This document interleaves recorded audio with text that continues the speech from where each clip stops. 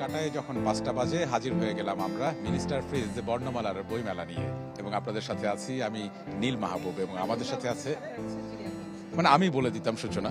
না প্রতিদিন তুমি আমার নামটা বলে দাও, আমি এর পরের দিন আমি কিন্তু তোমার নাম বলবো। আচ্ছা, নিজের নাম নিজে বলার মধ্যে কি মানে ভালো লাগা বেশি কাজ করে, নাকি নিজের নাম অন্য কেউ যদি বলে দেয় তার মধ্যে ভালো লাগা বেশি কাজ আমার করে? দুটোই ভালো লাগে, সবসময় আমার নিজের নামটা শুনতেই আমার ভালো লাগে।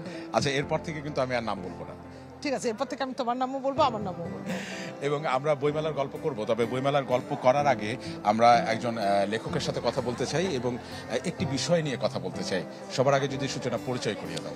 আমাদের সাথে আছেন হুরে জান্নাত শিখা, তিনি একজন মনস্তত্ত্ববিদ এবং তিনি মনস্তাত্ত্বিক বই লিখেন এবং তিনি পেশায় শিক্ষক, অধ্যাপনা করেন। এবং তার বইগুলো এখানে আছে, আমি একটু দেখাতে চাই যে হুরে জান্নাত শিখার একটি বই সন্তানের আয়নায় মা বাবার মুখ, এবং আরেকটি হচ্ছে আমার হারানো আমি। প্রথমে এই যে আমার হারানো আমি, মাঝে মাঝে দেখা যায় যে আমরা আমাদেরকে কিন্তু হারিয়ে ফেলি, আমাদের সক্রিয়তাটাকে হারিয়ে ফেলি, আমরা যেরকম মানুষ ঠিক তার বিপরীত আচরণ করি। তো এই যে আমার হারানো আমি, এই বইটি নিয়ে আসলে আপনি কি বলতে চেয়েছেন, কাদেরকে বলতে চেয়েছেন? এটা আসলে সকল মানুষই যারা পড়াশোনা করেন তাদের সকলের উদ্দেশ্যেই লেখা। নিজেকে হারিয়ে ফেলা এটা আসলে আমাদের সকলেরই সমস্যা। আসলে আমরা সবাই কম বেশি নিজেকে হারাই। তো এই যে নিজেকে হারিয়ে ফেলা, নিজেকে যে খুঁজে পাওয়া, কিভাবে নিজেকে খুঁজে পাওয়া যাবে, এই দিক নির্দেশনামূলক বই আসলে আমার হারানো আমি। এবং এখানে আসলে এটা মনস্তাত্ত্বিক দিক থেকে লেখা। আসলে আমাদের অনেক রকমের বই আমাদের আছে এই সেলফ বিষয়ক, নিজে আত্ম উন্নয়ন, নিজের সংকটের সাথে মোকাবেলা করার অনেক ইংরেজি বই পৃথিবীতে আছে, কিন্তু বাংলা ভাষায় আসলে এই বইগুলোর অভাব আছে। ফলে আমি মনে করেছি যে এই আমার হারানো আমি লেখার মাধ্যমে মনে করেছি যে এই হয়তো এই শূন্যস্থানটি কিছুটা হলেও পূরণ হবে। মানুষ এই যে নিজের সংকটের সাথে লড়াই করতে গিয়ে যে নিজেকে হারিয়ে ফেলে, এই হারিয়ে যাওয়া নিজেকে মানুষ একটু খুঁজে পাওয়ার চেষ্টা করছে। সেটা কি এই সময়ে একটু বেশি মনে হচ্ছে, এই সময় এসে যে নিজেকে মানুষ আরো বেশি হারিয়ে ফেলছে, ব্যস্ততা সবকিছু মিলিয়ে? সূচনা, আমি বলবো কি, সবসময় মানুষ নিজেকে হারায়, সকল কালই হারিয়েছে। এখনকার প্রেক্ষাপটে, এখনকার প্রেক্ষাপট অনুযায়ী এখনকার যে হারানোটা সেটা একটু ভিন্ন ধরনের। এটার সাথে আমরা যারা একটু আগের দিনের মানুষ, তারা হয়তো এখনকার এই সময়টার সাথে অতটা বুঝতে পারছে না সময়টাকে, যে এখন মানুষ কেন হারাচ্ছে, কোন কোন উপকরণগুলোর জন্য মানুষ আসলে কোন জায়গাটাতে হারাচ্ছে। হয়তো আগে আমাদের কাছে মনে হতো যে এটার জন্য এটা হওয়ার কথা না, এখন এটা হচ্ছে। তো এই যে সময়, এই সময়ের সাথে সাথে যে পরিবর্তন, এই পরিবর্তনটা সবসময় কিন্তু হয়, মানুষ কিন্তু হারায়, কিন্তু মানুষের মনস্তত্ত্বের কিছু মূল সূত্র কিন্তু আছে। এটাও ঠিক, এটা সকল কালই সমানভাবে সত্যি। মানুষের যে মোটিভেশন আছে, মানুষের যে লার্নিং প্রসেস আছে, মানুষের যে ইমোশনাল প্রসেস আছে, এই যে মানুষের আবেগীয় জগৎ, আবেগী অনুভব, এই অনুভবের জগৎটা কিন্তু অপরিবর্তনশীল। হ্যাঁ, তো এই জায়গা থেকে আমি বলবো যে বর্তমান সময়, ভবিষ্যতের সময়, অতীত, সবসময় মানুষ অতীতে হারিয়েছে, এখন হারাচ্ছে, ভবিষ্যতেও হারাবে। কিন্তু নিজেকে হারিয়ে ফেললে তো চলবে না, নিজেকে আসলে খুঁজে নিজের অধীনে রাখতে হবে, নিজের আওতার মধ্যে রাখতে হবে। হ্যাঁ, তো এটা বর্তমান কালের জন্য যেমন প্রযোজ্য, এটা ভবিষ্যতের জন্য প্রযোজ্য। ওই যে কথায় বলে না, কোথাও আমার হারিয়ে যাবার নেই, মানে মানুষকে আসলে হারাতেই হবে, না হারালে মানুষ নিজেকে খুঁজে পাবে না। তবে একটি বিষয়ে আমার জানার আগ্রহ, সেটা হচ্ছে আমরা যখন মেন্টাল হেলথ নিয়ে কথা বলি, আমাদের শরীরে মানে রোগ শোক যদি বাসা বাঁধে বা আমাদের যদি জ্বর আসে, সর্দি কাশি হয়, আমরা সরাসরি ডাক্তারের কাছে চলে যাই। কিন্তু এই যে মেন্টাল হেলথ নিয়ে অনেকে আসলে ভাবে না এবং চিকিৎসকের শরণাপন্নও হতে চায় না। অনেকে ভাবে যে তাকে পাগল বলে ফেলবে কিনা। তো এই জায়গাটা আসলে কতটা জরুরি যে মেন্টাল হেলথের জায়গা এবং চিকিৎসকের শরণাপন্ন হওয়া? নীল, খুব গুরুত্বপূর্ণ কিন্তু আপনার এই কথাটি, এই প্রশ্নটি নিয়ে আমরা যারা একটু মনস্তত্ত্ব নিয়ে কাজ করি, আমরাও এটা ফিল করি যে আসলে আমাদের দেশে এটা হচ্ছে না, কিন্তু সারা পৃথিবীতেও কিন্তু মানুষ ছোটোখাটো বিষয় নিয়েও কিন্তু মনস্তাত্ত্বিকের কাছে যাচ্ছেন। তো আমাদের দেশে এই বিষয়টি কিছু বলা যায় যে আমাদের কিছু সোশ্যাল, কিছু মানে সামাজিক কিছু জায়গা আছে, যেটা হচ্ছে স্টিগমা বলি আমরা যেটাকে, যে আমরা যদি মনস্তাত্ত্বিকের কাছে যাই তাহলে পরে মানুষ আমাকে পাগল বলবে, আমার মানে সামাজিকভাবে আমি অপমানিত হব, বা আমার সামাজিক পরিবার সামাজিকভাবে একটা বাজে সিচুয়েশন ফেস করবে, মানুষকে কি বলবো, বাবা মা বা অনেক সময় মেয়েদের ক্ষেত্রে যে হয়তো মেয়ের ভালো বিয়ে হবে না, এরকম স্টিগমা আমাদের সমাজে কাজ করে। আসলে কিন্তু মানসিক যে সমস্যাটা, এটা আমরা আসলে জিইয়ে রাখি, ফলে এটা শারীরিক সমস্যার মতোই ধীরে ধীরে বাড়তে থাকে। এবং মানসিক সমস্যার বিষয়ে একটা সত্যি হলো যে আমার শারীরিক সমস্যা যদি হয়, যদি সংক্রামক অসুখ না হয়, তাহলে এটা অন্যদের মধ্যে ছড়ায় না। কিন্তু মানসিক সমস্যা এমন একটা বিষয় যে ব্যক্তি নিজে আক্রান্ত হয় এবং চারপাশে যারা থাকে তাদেরকেও আক্রান্ত করে, তার আচরণ দিয়ে অন্য মানুষগুলো আক্রান্ত হয়। কাজেই এটার এই বিষয়ে সবারই কিন্তু সচেতন হওয়া খুব দরকার। আমি মনে করি যে এখনকার মানুষ অনেক বিষয়ে অনেক সচেতন, এখনকার তরুণ প্রজন্ম বিশেষ করে অনেক সচেতন। আমি আশা করব যে এই যে মানসিক স্বাস্থ্য ভালো রাখা, নিজেকে ভালো রাখা, অন্যদেরকে ভালো রাখা, এই বিষয়ে নিশ্চয়ই এখন মানুষ, আমি আশাবাদী যে ধীরে ধীরে মানুষের সচেতনতা বাড়বে এবং এই ভালো রাখতে হবে নিজেকে, এই বিষয়ে মানুষ যত্নশীল হবে। ধন্যবাদ এত সুন্দর কথা আমাদের সাথে ভাগাভাগি করে নেওয়ার জন্য। এবং ভোরে জান্নাত শিখার যে বইগুলোর কথা আমরা বলছিলাম, এটি পাওয়া যাবে পাঠক সমাবেশে। এবং আমরা চাই যে এই বইগুলো আসলে মানুষ চিকিৎসকের শরণাপন্ন না হোক, অন্তত বইগুলো পড়ুক, সেখান থেকেও মানুষের উপলব্ধি হবে। ধন্যবাদ আপনাকে।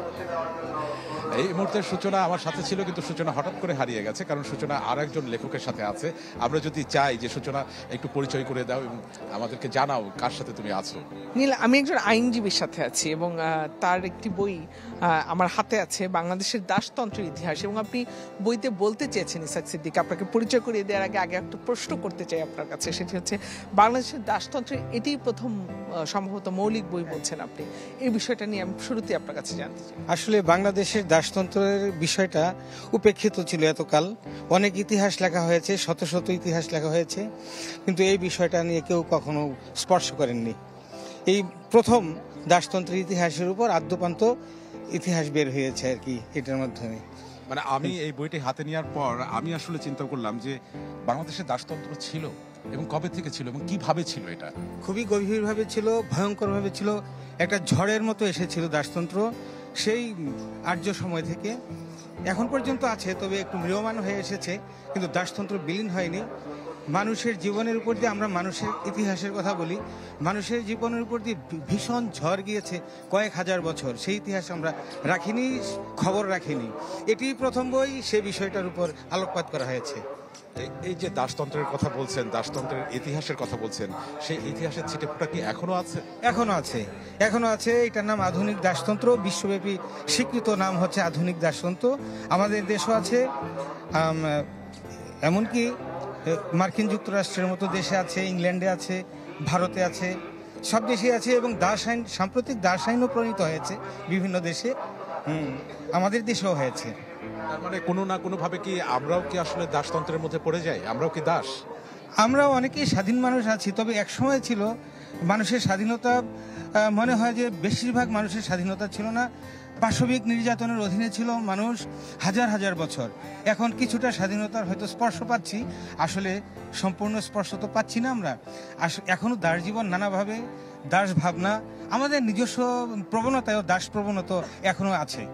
ধন্যবাদ আপনাকে। এবং এই যে ইসাক সিদ্দিকীর বাংলাদেশের দাসতন্ত্রের ইতিহাস, এই বইটি পড়তে গেলে কিন্তু কিনতে হবে এবং এটি পাওয়া যাচ্ছে আগামী প্রকাশনীতে। ধন্যবাদ আপনাকে এত সুন্দর একটি বিষয় আমাদের সাথে ভাগাভাগি করে নেবার জন্য। আপনাকে ধন্যবাদ। আমি তার সাথে সাথে আপনাদের সবাইকে ধন্যবাদ জানাচ্ছি, 24 টিভি আর আমার যে প্রকাশক, ওনাদের সঙ্গে যারা জড়িত আছেন, যারা প্রুফ দেখেছেন, প্রকাশনা করেছেন, যারা বইটার বিপণন করছেন, বইয়ের সাথে যারা যুক্ত আছেন, তারা সব মেধাবী মানুষ, অসম্ভব মেধাবী মানুষ। আমি সবাইকে ধন্যবাদ জানাই, অভিনন্দন জানাই। নিশ্চয়ই, আপনিও ভালো থাকবেন। আপনারাও ভালো থাকবেন। ধন্যবাদ, ধন্যবাদ।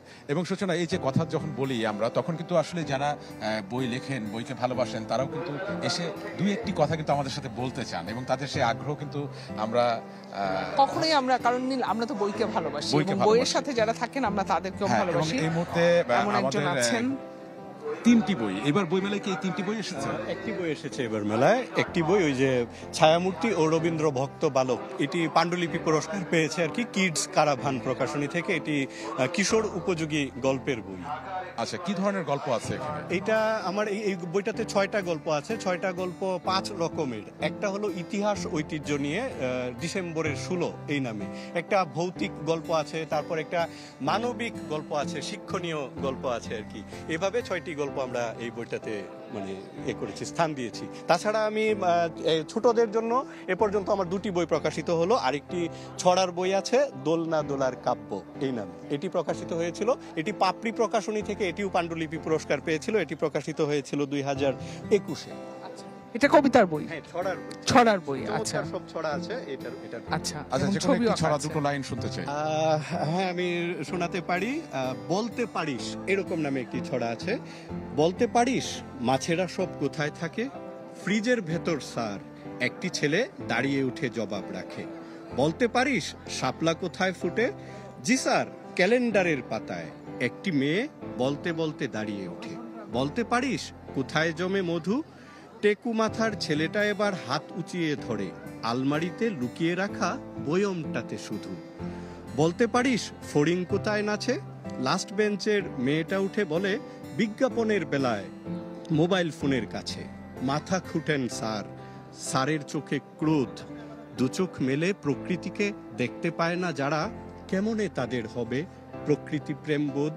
মানে আমি আমার প্রত্যেকটা লেখায় কিছু না কিছু দেওয়ার চেষ্টা করি আর কি, শিক্ষণীয় বা মানে একটা আক্ষেপ বা এই প্রকৃতি প্রেম বা ইতিহাস সচেতনতা এইসব বিষয়ে তুলে ধরার চেষ্টা করি। ধন্যবাদ, ধন্যবাদ। দারুণ লাগলো আপনার এই ছোট্ট কবিতা কিংবা ছড়া, যেটাই আমরা বলি। এবং সেই জায়গায় সূচনা, আমি যদি তোমার কাছে জানতে চাই যে বলতে পারো বইমেলায় কোথায় হয়? তুমি বলতে পারো? আমি পারি। ওই কবিতার ছন্দে যদি বলি তাহলে আমি বলবো যে বইমেলা টেলিভিশনের পর্দায় হয়। মিস্টার ফিজ বর্ণমালার বইমেলায়। আচ্ছা, আমাদের আয়োজন একেবারে শেষ প্রান্তে সূচনা, আমাদের বিদায় নিতে হবে। তবে বিদায় নিবার আগে একজন দর্শক আছেন, তার কাছে আমি একটু জানতে চাই যে কেমন লাগছে বইমেলা? খুব ভালো লাগছে। প্রতিবারই মানে আশা করে থাকি কখন বইমেলা শুরু হবে বছরের, তো এটার জন্য একটা মানে কাঙ্ক্ষিত প্রত্যাশা করে থাকি। খুব ভালো লাগছে। আমি গত বছর আসতে পারিনি, এই বছর আসলাম। গত বছর আসবো করে আর আসা হয়নি, তো খুবই ভালো লাগছে। আর ছেলেকে নিয়ে আসছি, ওরও খুব ভালো লাগছে, এই জন্য আরো বেশি ভালো লাগছে। ধন্যবাদ সূচনা। আমাদের হাতে একদমই সময় কম, আমাদের খুব দ্রুত শেষ করতে হবে। আমি জানি যে তুমি খুব দ্রুত কথা বলতে পারো এবং দ্রুত বিদায় নিতে পারো। তুমি যদি বিদায়টা নিয়ে নাও। হ্যাঁ, আমার নাম সূচনা হলেও বিদায়টা নীল আমাকে দিয়ে নেয়। আপনাদের সবাইকে আমরা চাই যে আপনারা বইয়ের সাথে থাকুন, বইকে ভালোবাসুন, আর আমাদের দুজনের সাথে থাকুন বইমেলায়, মিস্টার ফিজ বর্ণমালার বইমেলায় ঠিক একই সময়। আজকের মতো বিদায় নিচ্ছি।